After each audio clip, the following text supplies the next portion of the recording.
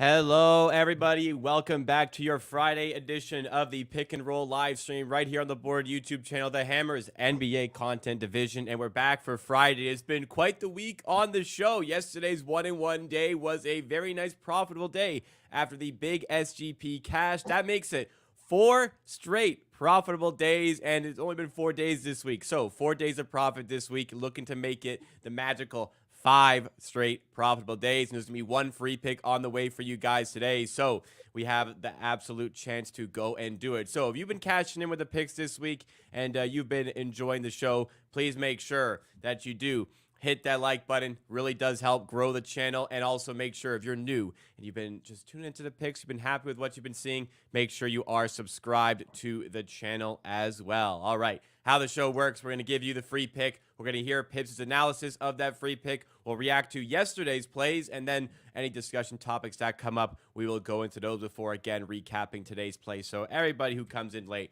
also knows what is on the menu. All right, so for today's play, we're going to be going to Bet365 or BetRivers for the absolute optimal price. However, you can get very similar at Caesars if that's where you have access to. So the play is in the Pelicans and Clippers game. It's Kawhi Leonard under 24.5 points. It's minus 120 at Bet365 and BetRivers or any Canby book. So BetRivers, Sugar House, Unibet, all those books. And if you have access only to Caesars, well, you can get it at minus 121. So you can take the 1 cent difference without any fear. Let's go to you, Pips, for the handicap play. This one, Kawhi Leonard on the under today. Yeah, first off, I don't think he is 100% ready. Tyler said last game, we'll try to play him. If he feels well, we'll stick with him.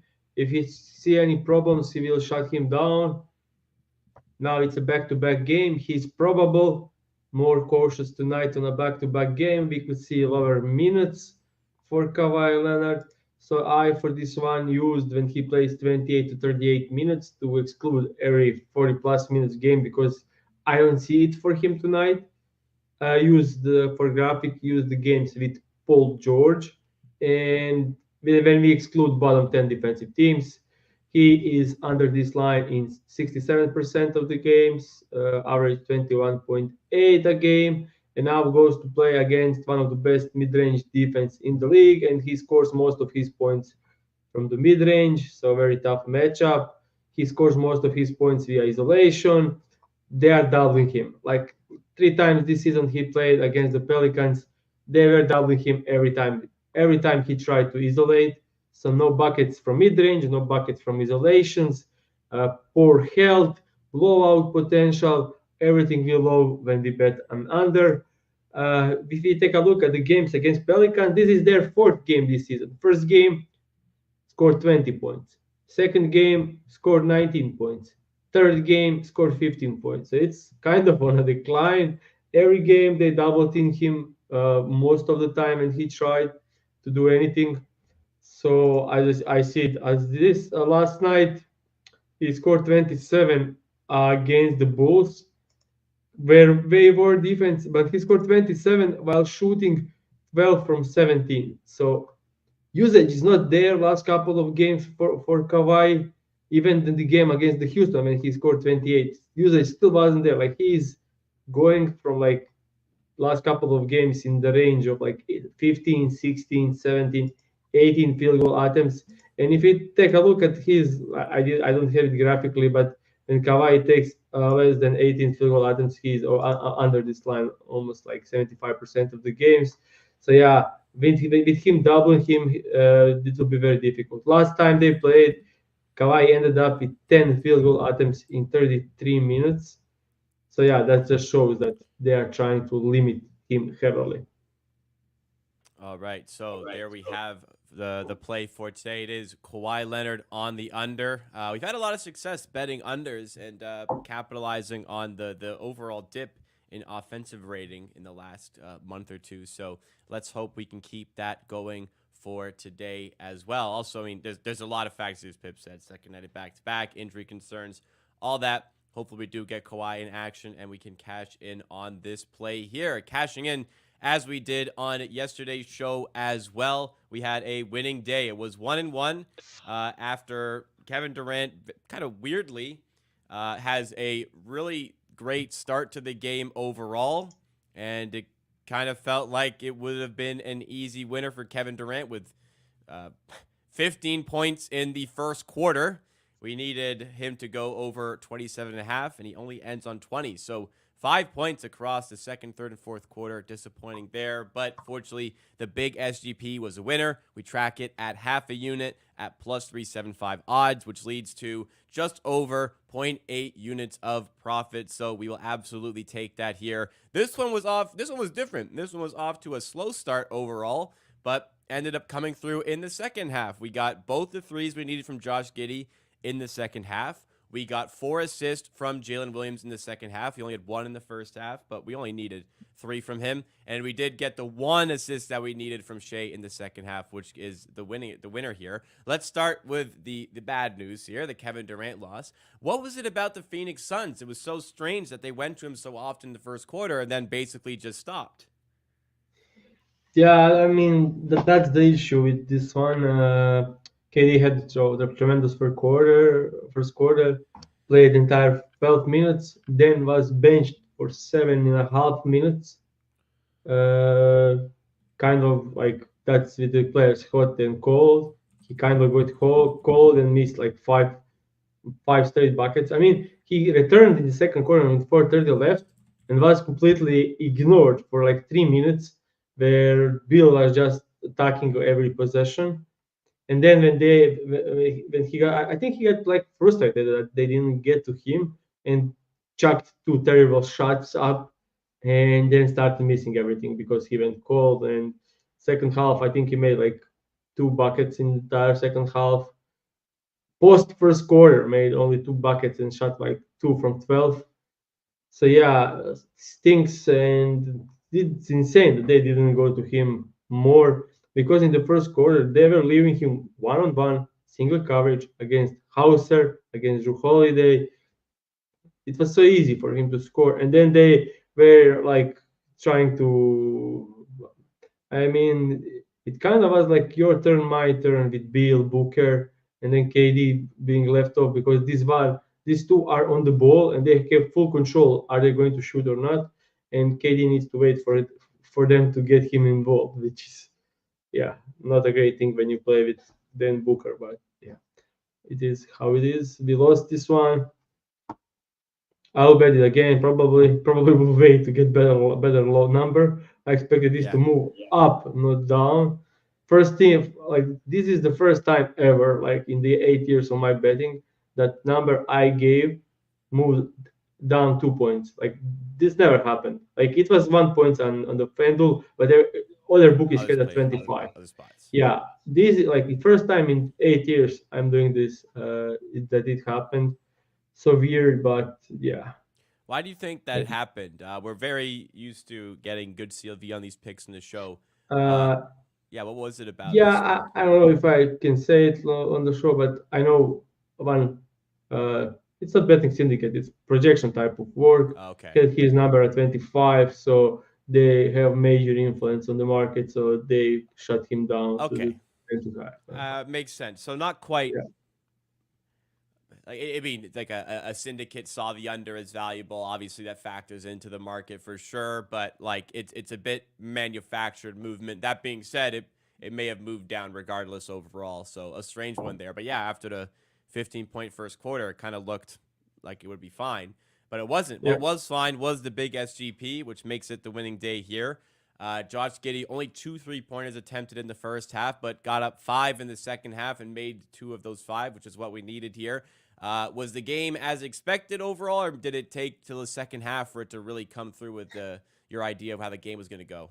Yeah, everything was as expected. Just the thing, last time George Gideon, whenever he got the ball wide open on three, he shot it. Yeah, last night, first half, first 10 minutes, on he passed away every wide open. Like he will get a wide open three in the corner, no one even close, and then he will just try to drive or kick out to someone else. So he wasn't comfortable. probably at the halftime coach said, like, when you get that this, you need to shoot it. Second half, he came in and shoots. So yeah, so like as I said, he averaged like like 3 attempts like on the season from the 3 point line when playing 25 minutes against the he had 7 last night. So it was the number. Like I know he'll get shots up, and the price was just too good to pass on, and this was insane value on this one. So yeah, good thing we cashed on this one. Seven, Totally. like he averaged 34% on the season, I think. And so if he gets seven, yeah, that's the number he needs to hit to that we are confident that he will score too. Absolutely. And we'll take the So, winning day. No problems here at all. One thing from the chat here, just picking out here. First of all, let's shout out a couple people in the chat. Thanks for joining us today and being active in the chat. I see D.Shifty watching again from the UK. I see Badger Boy once again in chat, as always. Bobby Turner, Capper Taylor. Thank you guys. Appreciate it. There was a mention on Denver and the fair odds associated with Denver tonight. Probably have to find this one in like the minus 440, minus 450 range for it to be fair value. So I don't really think you're going to find that right now unless you have some sort of boost available in some capacity. But I wanted to make mention of this comment here. So obviously it's completely discretionary what kind of juice you take on bets here. But Badger Boy mentions we don't bet minus 550s here. On the show, we don't typically go into these ranges. But in personal betting, if you have an edge, in theory, you should play the edge. Now, everybody's risk tolerance is different. I would definitely be more hesitant to play something of that juice. But if you seriously have a big edge, then I would recommend just for trusting your edge and playing that. And the higher volume of these bets that you place, the more likely you are to come out winning if you do, in fact, have an edge on those plays. But again, everybody's risk tolerance is different. If your bankroll, you don't have the amount where you're comfortable putting down on a 550. I mean, it makes complete sense here. But I know on the show we don't do much betting like this, Pips. But privately, do you ever stray into these very high favorites like that? not me personally, just my preference, but I don't see anything wrong with it. Like if you have an edge, as you said, the edge is the edge, but you need to calculate. I think someone spoke about it on Twitter, or maybe I watched on Circles Off when Rob said it. But you need to evaluate the implied probability to the bets and bet on the percentage. But people often get confused. They see like 400 and like 430, and they think it's a huge edge when it's like minus 110 is bigger compared to minus 130. Like so it's bigger percentage. So you need to get down to knowing your numbers and knowing your percentage and knowing your edge, rather than just seeing like huge, that looks on the first huge difference. Yeah. So for example, Denver's currently like around minus 550. That's implied percentage of 84.62. 450, which seems like a massive amount of difference for betting in American odds, is actually an implied odds of 81.82. So percentage wise, it's not much of a difference, but yes, investment wise into that bet can make Yeah, a I'll just big like difference. plus 400 is, for example, is 20%, and plus 450 is 18.2%. So it's the difference between plus 400 and 450 is 1.8%, which is not huge. And difference between like for like say it's minus 110 and minus 130 is like 4%, which is double it. And when you look at the numbers, it doesn't look like that way. So I need to know implied probability very well to like know how much you want to risk or how much you want to take. Yeah. So again, it may not be the right thing to ignore an edge if you have one, but yeah, everybody's risk tolerance is different. I certainly would need to be extraordinarily confident in my edge at a number like minus 450, minus 550 in order to place a bet like that. But if you build up that tolerance in making those bets consistently, you can stomach those a bit easier. But again, everybody is different, and it's not something that I would do very often, if at all, really during the NBA season. I personally don't love the term a lock to beat any team. The Raptors were were plus 17 underdogs against Denver. I know they did lose, but at one point they were up by 22 points. The NBA is weird, and there's always a chance on either side to hit, no matter what the probability associated with the odds represents. So hopefully a bit of educational stuff there. But I think that will do it for the show today. Let's I wrap it want up. to Go ahead. just one topic, not a topic, but weird stuff that happened, and that's DeAndre Ayton starting to be dominating, and it's insane. Yeah, I'll I say, I'll say, okay. Go ahead. Go ahead.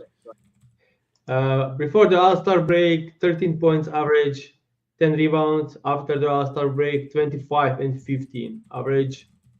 Usage way up, confidence way up, scoring in tough matchups, scoring against everyone. Last night, 31 against the Knicks, which is one of the best inside defenses. That night before, 33 against the Hawks in a win. 22 against Boston Celtics in a blowout loss.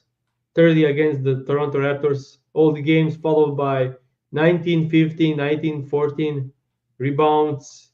He had like so many good games lately, and he's starting to be like a player we expected him to be at the Portland Trailblazers, and it's really good to see like for Aiton. He's so talented. Like it's insane how talented he is and how so many mental issues he have with confidence and with trying hard and being scared out there. But finally looks good. We'll need to see a bit longer. Is it a thing? But what I've seen from him for the last like 10 games or more, it's insanity. Looking at his stats since the All Star break, 7 games played, he's averaging 25 points per game, 15 rebounds per game in that stretch. Would like to see a little bit more blocks per game. It's at 0.7 on the season. He is averaging 0.8. I'd like to see that grow a little bit. However, yeah, offensively starting to kick on here. I think it was during the All Star break. He said, "I'm still a max player," because he is on a max contract, and everyone laughed because they're like, "Look, you're good, but you're definitely not a max player." The Suns just kind of got bullied into making that deal because they didn't want to lose you for nothing, and that ended up working out very well for the Phoenix Suns. But I'm always hesitant a little bit with players on like clearly tanking teams. I'm always a little bit hesitant to go overboard with like a really good run to end the season. I kind of want to see that, like, it's obviously a great sign. And, I think I don't think 25 and 15 is very repeatable for Aiden. But, like, I think this is definitely a player who's capable of scoring 20 a game in the NBA. He's gotten Yeah, close there with I Phoenix. I mean, mean, watching him at Arizona College, like, this guy is a really talented player. So I'd love to see if this can keep up for the rest of the season and continue into next season. I don't think like him scoring 20 points in a game is like a big thing. It should be like normal. Should be And comfortable. I'm saying it Yeah, you're only not wrong. because throughout the first 37 games he averaged 13 points. Like that's why I was mentioning this. Like this is a huge step, almost double the points and 50% more rebounds. We'll see. And it's not like came in some stupid games. Like I will understand. Yeah, playing on a poor team, but he played teams that compete. He played against the Knicks, who fought like their lights out, against the Hawks, who also played like one possession game, and then against the Boston. So yeah, that's difficult teams. And he scored like 22 on Gobert, 22-16 against the Gobert, and against Jokic 22 and 10. So yeah, like he played well, like in good games, good against good teams. If he filled up the Wizards, Pacers, and Pistons, I wouldn't even speak about it. But this is a good side. Do you think, like, what would you think is something DeAndre Ayton could accomplish, let's say, next season as Portland, the young brigade of players improves? They have a pick this year, which can improve the team as well. What do you think should be your expectation for DeAndre Ayton stat line wise for next season as a whole? I mean, he is a guy that can put you like 20 and 11 on average. It should be the guy that can That put you should be 20 and 11. that should be Yeah, comfortable for him, to be yeah. honest. His shot making from mid range and like short roll and it's insane. Like I don't think like he is up there with all the best players in the league when it's offensive scoring wise. Like shooting, especially for a big. Like if you look at the season, he's shooting over 50% from mid range. Like that's on a insane volume. That's Like incredible. I That would is say, like he's extraordinary. like yeah, 65% of his shots comes from the mid range, and he's shooting over 50%. That's like Embiid, Jokic type of shooting, not like talent scoring wise overall, because he can dribble the ball. That's his biggest issue. But when he catches it and goes up, like he's making buckets. And yeah, Uh, as we move on here, just quick comment here from Gavin. I'll bring up.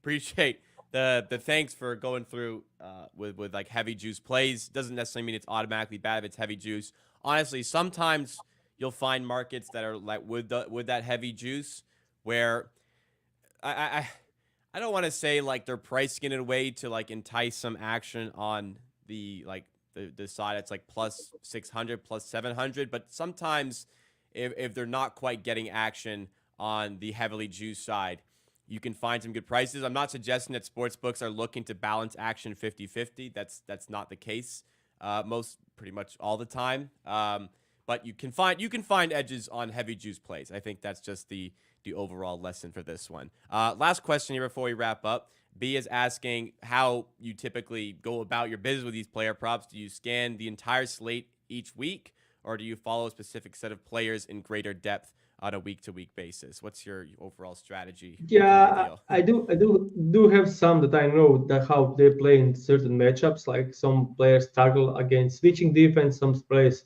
are doing great against the zone. Some players do great against poor rim defense. Some do poor against good rim defense. So yeah, there is some that I noticed some patterns.